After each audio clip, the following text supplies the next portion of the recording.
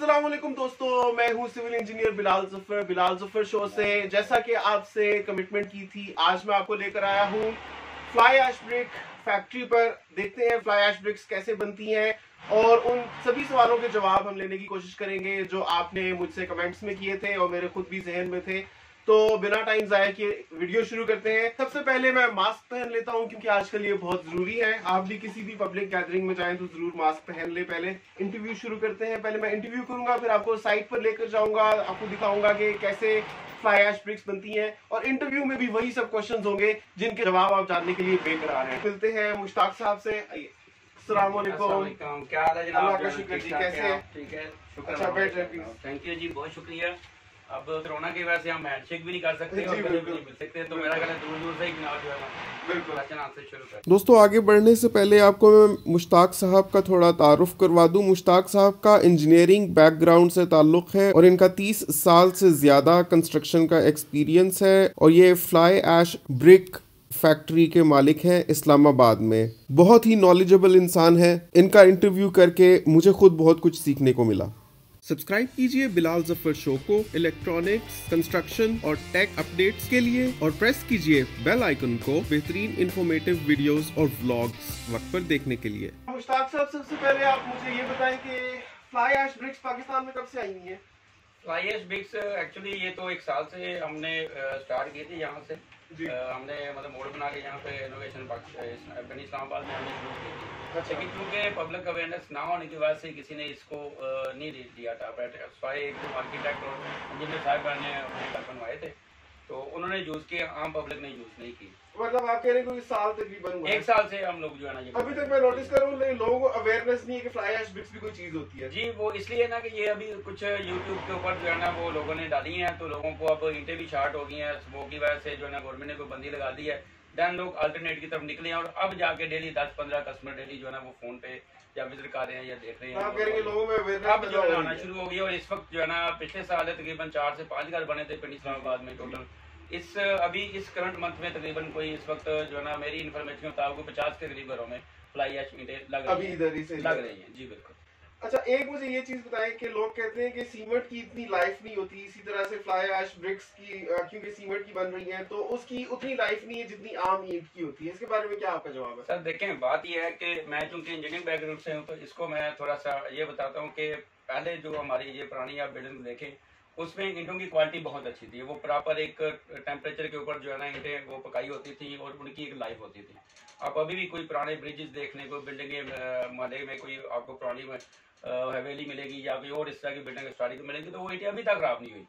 लेकिन जो आजकल ईंटें बनी है इसमें जनाब जो है ना किसी को उसका बैकग्राउंड नहीं है कि मटीरियल भी जो है ना इनका मटीरियल भी एक कंपोजिशन है। उसमें भी जो है ना क्ले कितनी होनी चाहिए, सैंड कितनी होनी चाहिए, जिप्सम कितना होना चाहिए, वो तो किसी को पता ही नहीं है। तो ऐसे ही जनाब जो है ना बटे लगा ली और बना दिए और फिर प्राइस को कंट्रोल करने के लिए जनाब जो है ना कम रखने के लिए साइज भी सारे और बना दिए। किसी की कोई या कोई मार्का लगा रहा है, कोई कॉपी कर रहा है कोई, तो इन ईंटों की तो लाइफ ही कोई नहीं है। ठीक है, ये तो आफ्टर 10 ईयर्स के बाद आप देखेंगे वो सीपेज से और वो अपना जो है ना इरोजन से, वेदर के इफेक्ट की वजह से जो है ना ईंटें बिल्कुल खत्म हो जाती है और मकान जो है ना ऐसे लगता है जैसे 50 साल पुराना बना हुआ है। सीमेंट की जो है ना अगर आप प्रॉपर रेशो के साथ यूज करें तो सीमेंट की तो लाइफ है। ठीक है, 100 ईयर तो इसकी लाइफ आप भी रिकमेंड करते हैं, हम भी रिकमेंड करते हैं। ठीक है, तो सीमेंट का जो ईंट है ना अगर वो प्रॉपर रेशो से बनी हुई है और इसकी एक जो स्टैंडर्ड है हमारे मिनिमम जो है ना 2000 PSI एंड अबव होनी चाहिए, तो अगर आप उस पर यूज करें तो कुछ भी नहीं होगा। तो ये हर लिहाज से सीमेंट की ईंट जो है ना बेहतर है। आप देखें घरों में आप कंक्रीट की क्यों दीवारें बनाते हैं, अब ईंटों की दीवारें क्यों नहीं बनाते? मतलब बनाते ईंट क्या है? ईंट तो मट्टी है। मट्टी है ना, उसके तो अंदर पोरस होते हैं, उसमें सीपेज ट्रैवल करती है। तो कोई भी बंदा जो है ये बेसमेंट में ईंटें नहीं लगाता। जो भी बेसमेंट आप देखेंगे वहाँ पे RCC की बनी हुई हो। तो इट मीन कि ये खुद हम अपने हाथों से हमें पता चलता है कि हम काम कर रहे हैं कि कंक्रीट हर लिहाज से बेहतर है। फिर जो एक ईंटों का ये होता है कि क्वेश्चन कर जी इसके ऊपर जो है ना वो सीमेंट नहीं पकड़ेगा, फिर सीमेंट ने सीमेंट को ही पकड़ना है। ठीक है ना, ये तो नहीं है मट्टी को आप सीमेंट के साथ लगाएं तो वो तो बॉन्ड नहीं बनता ना। ठीक है, स्टेबलाइजेशन के लिए हम सॉइल के लिए यूज करते हैं, लेकिन यहाँ पे पुरानी चलता आ रहा है हमारे। क्योंकि यहाँ पे प्रॉब्लम यह है कि कराची में देखें वहाँ पे ईंटें नहीं है, वहाँ पे ब्लॉक चलते हैं, तो वहाँ पे भी सारी ब्लॉक्स के साथ सीमेंट तो कंक्रीट और ब्लॉक एक ही चीज है। ये तो है। जी बिल्कुल। अच्छा ये बताएं कि इसका साइज एक ही होता है या डिफरेंट साइजेस में बनाई जाती है ये? नहीं, साइज तो जो स्टैंडर्ड है उसके मुताबिक होनी चाहिए। अच्छा, स्टैंडर्ड इसका साइज क्या है? स्टैंडर्ड साइज इसका जो है ना, अगर इंचेस में हम बात करें तो 9 इंच की लेंथ होगी, 4.25 इंच की विड्थ होगी और 3 इंच की मोटाई होगी। अच्छा। अगर mm में जाए तो 230 mm इसकी लेंथ है, 110 mm जो है ना इसकी विड्थ है और 75 mm जो है ना। वेट कितना होता है ईंट का जो है ना वेट जो है ना, नॉर्मली जो क्ले ब्लॉक है वो 3 kg की होती है, जो कंक्रीट की वेट है ये 3.75 kg की होती है। मतलब ये जो फ्लाई ऐश है, फ्लाई ऐश जो है ना, ये असली तौर पे अगर फ्लाई ऐश प्योर बनी हो जिसमें 50% फ्लाई हो तो वो तो 2.5 kg से 3 kg की होनी चाहिए। वो लाइट वेट होती है। वो लाइट वेट होती है, लेकिन कंक्रीट है ना चूंकि ये सॉलिड है तो इसमें जो है ना ये 3.75 kg। देखिए दोस्तों, आपको मैंने बताया था कि फ्लाई ऐश ब्रिक के बारे में मेरी रिसर्च है कि वो 2.6 kg तक होती है, तो वो भी इन्होंने वाजे की है। वो इस वजह से 2.6 kg की होती है क्योंकि उसमें 50% फ्लाई ऐश डला हुआ होता है, उसमें फ्लाई ऐश की परसेंटेज भी ज्यादा होती है, उसकी कंप्रेसिव स्ट्रेंथ भी ज्यादा होती है। लेकिन यहाँ पर जरा कॉस्ट को कंट्रोल करने के लिए इन्होंने फ्लाई ऐश को 25% पे रखा हुआ है, 25% सीमेंट रखा हुआ है। तो इस रेशो के मुताबिक इनका जो वेट बनता है एक ईंट का वो 3.75 kg। 3.75 दैट्स व्हाई इनका वेट ज्यादा है, वरना वो लाइट वेट ही होती है। नहीं देखें, इसको एक और भी चीज है ना, हमने बनाई हुई है स्टैंडर्ड साइज की। अब मार्केट में जो आपको ईंट कम वेट की मिल रही है वो बेसिकली साइज उसका छोटा है, ठीक है ना। देखें ये मैं इसकी एग्जांपल हो रही है तो जी। अच्छा मुश्ताक साहब, यहाँ पर मैंने सारे क्वेश्चंस अपने पास लिखे हुए हैं ताकि कोई क्वेश्चन रह ना जाए, इस वजह से मैं यहाँ से पढ़ के क्वेश्चंस इनको पूछूंगा। जी। अच्छा, आप कौन सा फ्लाई ऐश यूज करते हैं? बेसिकली फ्लाई ऐश है दो किस्म का, एक क्लास सी आता है और एक क्लास एफ आता है। तो क्लास एफ जो है ना हम यूज कर रहे हैं। क्लास एफ जो है ना ये कंस्ट्रक्शन इंडस्ट्री के लिए बेहतर है, जिसमें आप ये मतलब डैम्स के लिए भी यूज हो रही है, कंक्रीट की बैचिंग प्लांट्स में भी यूज हो रही है, और वही क्लास एफ जो है ना इसमें। और कराची से इंपोर्ट करते हैं? कराची से इंपोर्ट। अच्छा जी। फ्लाई ऐश ब्रिक की लाइफ कितनी होती है? फ्लाई ऐश का एक बड़ी इंटरेस्टिंग और मजे की बात जो है ना वो मैं आपके साथ शेयर करता हूँ, जो आम कॉमन बंदों को नहीं पता। वो ये है कि ये पोलराइज्ड मटेरियल है, बाई प्रोडक्ट है ये कोल का, जो थर्मल पावर में यूज कोयला जो जी बिल्कुल। और इसका ये पोलराइज्ड मटेरियल है। पोलराइज का मतलब ये है कि ये टाइम टू टाइम अपनी स्ट्रेंथ गेन करता है। तो कोई भी मटेरियल जो है ना वो जैसे जैसे टाइम गुजरता जाता है वो अपनी स्ट्रेंथ डिक्रीज करता है। ये इसका रिवर्स है, ये जो है ना जैसे जैसे टाइम गुजर जाएगा इसकी स्ट्रेंथ बढ़ती जाएगी। मतलब हमें गर्ज इस बात से दूसरी ईंट के मुकाबले में इसकी लाइफ कम तो नहीं है गई? नहीं सर, नहीं, ऐसी बात नहीं है, ये तो वाले। अच्छा सर, आपकी प्रोडक्शन कैपेसिटी कितनी है? अगर कोई लार्ज स्केल प्रोजेक्ट के लिए लेना चाहे लाखों में, जी तो आप प्रोड्यूस कर सकते हैं? देखिए जी, ये प्लांट हमारा लगा हुआ है ऑटोमेटिक। अभी हम प्लांट भी दिखाएंगे। प्लांट भी आपको दिखाता हूँ। ये केएम लाहौर साहब है, हाजी अब्दुल मजीद साहब उनका बना हुआ है। वो पाकिस्तान में पायनियर कंपनी है, शुरू में उन्होंने जनाब चाइना से कॉपी करके जो है ना वो बनाए थे। अभी उनके पास इतनी स्किल आ चुकी है कि माशाल्लाह जो है ना मेरा मोर देन 500 यूनिट्स वो पाकिस्तान में लगा चुके हैं। तो उनका प्लांट बना हुआ है। इस वक्त जो मेरे प्लांट की कैपेसिटी है वो हम 12 से 15,000 डेली की बना सकते हैं, लेकिन वो हम फुल स्केल के ऊपर नहीं, हम फुल फ्लो के साथ नहीं बना रहे, हम ऑर्डर के हिसाब से बना रहे हैं। इस वक्त जो करंटली मेरी है वो 10,000 ईंट पर डे आप डाल रहे हैं। लेकिन अगर किसी की भी ज्यादा रिक्वायरमेंट है तो आपको कांटेक्ट कर सकता है। और वो जी बिल्कुल, वो कोई नहीं, वो फिर अपनी कैपेसिटी जो है ना वो एनहांस करनी पड़ेगी हमें। ये बताएं कि क्या फ्लाई ऐश ब्रिक का इस्तेमाल करना घर बनाने के लिए वो दूसरी ईंट के मुकाबले में कोई खर्चे को कम करता है, सस्ता पड़ता है? क्योंकि वैसे ईंट तो देखिए, ईंटों का तो प्राइस सेम है, वो भी 11 रुपए की मिलती है, भी 11 रुपए की मिलती है। लेकिन क्या इसके साथ मसाला कम लगता है, इस पर प्लस्तर की खर्चा कम आता है, ये लगती जल्दी है दूसरी से, इस तरह से कोई बचत होती है पैसों की? आपके ख्याल में कोई कॉस्ट सेविंग भी है एसोसिएटेड इसके साथ? कॉस्ट सेविंग तो डेफिनेटली है, लेकिन कॉस्ट सेविंग इस हवाले से नहीं है। एक तो पहले तो मैं वही बता रहा हूँ कि आप इसको जब कंपैरिजन करेंगे तो आप इसको पेशावर की ईंटों के साथ करें, आप लोकल ईंटों के साथ ना करें, क्योंकि क्वालिटी में फर्क है। तो क्वालिटी का क्वालिटी के साथ कंपैरिजन होना चाहिए ना, ठीक है सर। दूसरा ये है कि चूंकि ये प्लांट पे तैयार हो रही है तो इसकी जो है ना वो शार्प एजेस और एक यूनिफॉर्म साइज होने की वजह से इसमें मोटर कम लगेगा। आपने जो थिकनेस आपने मेंटेन करनी है, अच्छे कारीगर से आप लगवाएं। आप 10 mm 300 का मसाला भी आप लगा सकते हैं, आधी निका भी लगा सकते हैं, ठीक है। लेकिन रिकमेंडेड जो है ना वो 300 का। अगर इससे भी कम करना चाहें तो आप उससे भी कम कर सकते हैं। दूसरी ईंट में कितना मसाला? दूसरी ईंट में तो आपका जना किसी ईंट के नीचे जना 200 आ रहा है, किसी आप 1 इंच। हाँ, मैंने देखा बहुत लोग मतलब है कि डोरी भी बांधने के साइज यूनिफॉर्म ना होने की वजह से मसाले का खर्चा, तो ये तकरीबन हमने कैलकुलेट किया, ये 40% जो है ना मटर की आपकी सेविंग आ रही है। सेम इसी तरह आपकी जो है ना एजेस की वजह यूनिफॉर्म साइज होने की वजह से, दूसरा साइज स्टैंडर्ड होने की वजह से जो आपके ईंटों की नंबर ऑफ ब्रिक्स जो है ना वो कम लगती हैं। अगर आपकी दूसरे जो है ना एक घर में फॉर एग्जाम्पल मतलब 1 लाख ईंट लगती है, जैसे अभी आपने कहा 5 मरले घर में 50,000, ठीक है, तो कनाल के घर में 80,000 ईंट लगेगी, सॉरी 1 लाख से ऊपर जाती है और 10 मरले के में तकरीबन 80-70-80,000 लगती है, ठीक है।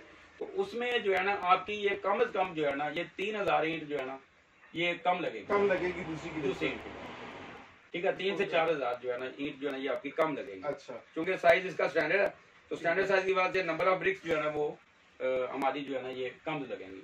अच्छा ये बताएं, ये कहते हैं खुद भी रिसर्च में मुझे पता चला कि फ्लाई ऐश ब्रिक का इस्तेमाल करें तो 60% तक बचत होती है प्लास्टर की कॉस्ट में। बिल्कुल, ये इसमें कहाँ तक से ताकत है? देखें, जो आपके दूसरी क्ले ब्रिक यूज करते हैं तो वो नॉर्मली एक साइड से जो है ना वो फिनिश होती है, दूसरी साइड से अनइवन होती है। तो एक साइड पे तो आप आधी तक प्लास्टर कर लेंगे जो बिल्कुल साल में या प्लम में लगी हुई है या डोरी के साथ लगी हुई है, ठीक है।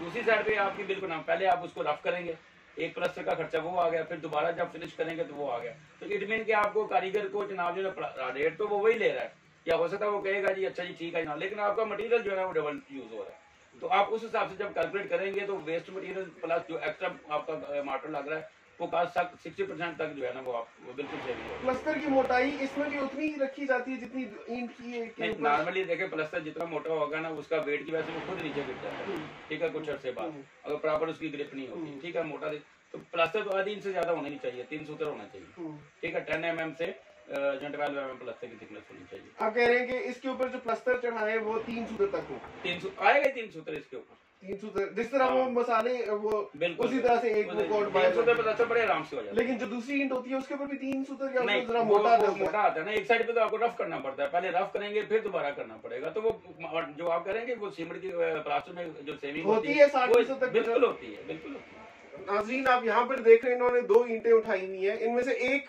कंक्रीट ब्रिक है और एक फ्लाई ऐश ब्रिक है। देखने में दोनों एक जैसी लग रही हैं, रंग भी दोनों का एक ही जैसा है। शायद ये थोड़ी गीली है जैसे ज्यादा डार्क लग रही है, लेकिन मेरे ख्याल में मैं पहचान नहीं सकता कि कौन सी कंक्रीट की है कौन सी फ्लाई ऐश की है।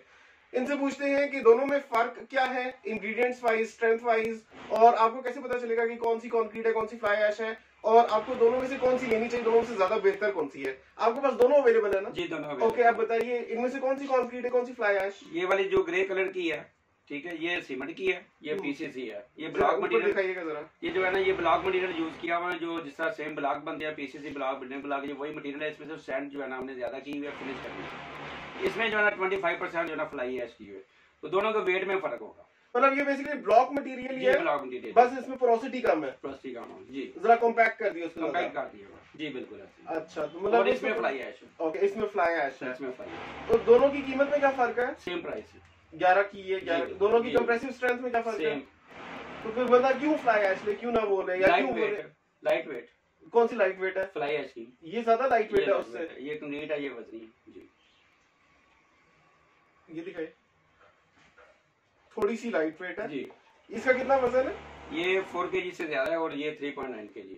ओके जी, मतलब आप ये कह रहे हैं कि अगर कंक्रीट ब्रिक्स हो और फ्लाई ऐश ब्रिक्स हो तो दोनों में से प्रेफरेबल फ्लाई ऐश ब्रिक्स हैं, क्योंकि उनका वेट कम है जी। या हम ये चाहते हैं कि स्ट्रक्चर का वेट कम हो, बुनियादों पे कम से कम वजन पड़े, चाहे लोड बेयरिंग वॉल स्ट्रक्चर हो चाहे आरसीसी फ्रेम स्ट्रक्चर हो, दोनों ही केसेस में बुनियादों पर वेट कम से कम पड़ना चाहिए। तो दोनों में से फ्लाई ऐश ज्यादा प्रेफरेबल है? प्रेफरेबल तो फ्लाई ऐश है ही है ना जी, हम तो कह रहे हैं कि लोग लगाएं आए इस साइड पे। ये 3.5 किलो की फ्लाई ऐश है? ये नहीं, ये इसमें मैंने जिस तरह पहले बताया कि कास्ट को कंट्रोल करने के लिए इसमें 50% होनी चाहिए, वो 50% हम नहीं डाल रहे, बल्कि हम इसमें डाल रहे हैं 25%। तो 25% हमने फ्लाई ऐश इसमें डाल। तो अभी इसका कितना वेट है? ये 3.7 के चेक कर लेते हैं, वो अभी स्केल है। Okay, fly ash brick Pakistan के सारे शहरों में मिल जाएगी? मेरी ऑडियंस कोई सिंध से देख रहा है, कोई केपीके से देख रहा है, कहीं कहीं, अब मैं तो इस्लामाबाद से बना रहा हूँ, तो लोगों को अपने अपने शहरों में मिल जाएगी? बिल्कुल मिलेंगी। मेरी इन्फॉर्मेशन लाहौर में भी बन रही है, सुंदर के एरिया में, ठीक है जी। उसके बाद जो है ना पेशावर में भी स्टार्ट हुई हुई। इस्लामाबाद में आपको ऑलरेडी पता है, यहाँ पे 3-4 मैन्युफैक्चरर हैं जनाब जो है जो बना रहे हैं, और कराची में तो एटलीस्ट वो तो बनी, वहाँ पे कराची में तो बहुत अरसे से फ्लाई ऐश यूज हो रही है। तो बाकी अभी मुल्तान वगैरह का मेरे पास इन्फॉर्मेशन नहीं है कि वहाँ पे बिजनेस होती है, जो बिग सिटी है मतलब। मतलब सारे मेजर सिटीज में मिल रही है? नहीं, लेकिन अभी लोगों को अवेयरनेस आ रही है, मिल रही है, बन रही है, लेकिन ढूंढना पड़ेगा जरा। यहाँ पे भी इस्लामाबाद में भी इजीली अवेलेबल नहीं है ये अभी। आई थिंक फैसल मस्जिद की साइड पे नहीं, उधर कहीं भी नहीं है, उस साइड पे नहीं है। तो जरा आपको मूव करना पड़ेगा, भट्टियों की तरफ आना पड़ेगा, किसी को स्पेशली चाहिए। ये बताएं कम से कम आप किस रेट पे दे देंगे ये?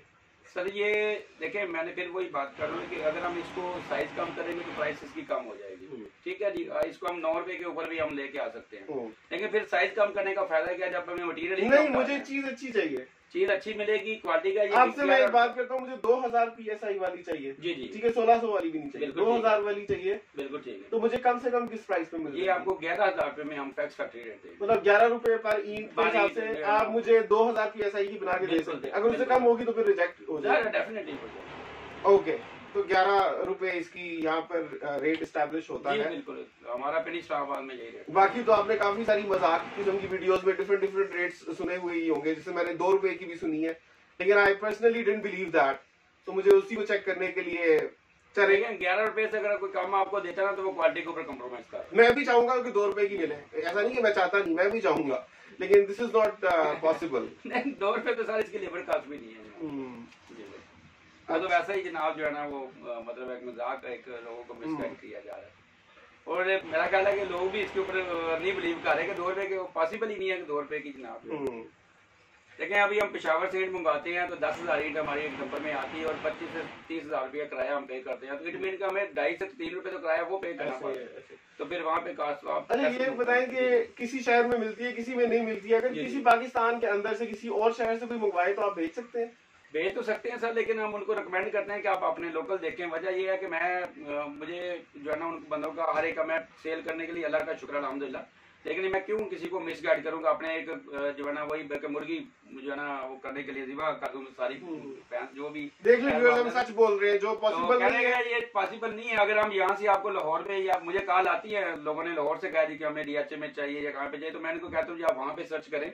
वजह यह है कि 11 रुपए की मैं यहाँ से निकालूंगा, 3 रुपए कास्ट आएगी आपकी लाहौर पहुँचने के लिए, तो आपको 14 रुपए में वहाँ पे पड़ेगी। तो बेहतर है कि अगर 11 में वहाँ पे आपको मिल रही है तो आप वहाँ से लें। गुजरांवाला से कॉल आती है, पेशावर से कॉल आती है, मियाँ वाली से कॉल आ रही है, मुस्लिम लोग जो है ना वो कहते हैं जी हमें चाहिए यहाँ पे, तो हमारे लिए मुमकिन नहीं है कि आपको कम प्राइस के ऊपर वहाँ पे डिलीवर कर सकें। हम आपको कंक्रीट की ब्रिक और फ्लाई ऐश ब्रिक दोनों के वजन का कंपैरिजन दिखा देते हैं, उसके बाद मैं आपको दिखाऊंगा कि ये बनती कैसे है, आपको फैक्ट्री में लेके जाऊंगा। इसको उठा लें, इसको रखिए। दोस्तों ये वेइंग स्केल पे हम पहले कंक्रीट ब्रिक रख रहे हैं और फ्लाई ऐश ब्रिक रख रहे हैं। आपको याद करा दूं कि दोनों का कीमत एक ही है, साइजेस भी एक ही है, रंग रूप भी एक ही है, फिनिश भी एक ही है। तो ये वाली कंक्रीट की है, ये 4.12 kg की है जी। ये आप मतलब इसको अप्रोक्सीमेटली 4.1 kg जो है ना 4 किलो 100 ग्राम जो है ना इसका ओके। ये फ्लाई ऐश की रखें, ये 4.25 किलो की है। 4.25 किलो। ओके। और ये आम ईंट रखें, वो कितने की होती है? वो उसका भी वेरी करता रहता है, लेकिन बहरहाल वो 3 kg के, जस्ट फॉर अ रेफरेंस, क्योंकि हम अभी वे कर ही रहे हैं तो उसको भी साथ ही देख लें। ये एक क्ले ब्रिक है और इसका 2.9 kg वजन है। दोस्तों अब मैं आपको प्लांट की तरफ लेकर जा रहा हूँ ताकि आपको पता चल सके कि फ्लाई ऐश ब्रिक्स बनती कैसे हैं, क्योंकि मैं कोई भी चीज़ छोड़ना नहीं चाहता आज की इस वीडियो में। सारे क्वेश्चंस जो अनआंसर्ड थे अब तक आपके जहन में, उन सब के आपको जवाब मिलने चाहिए।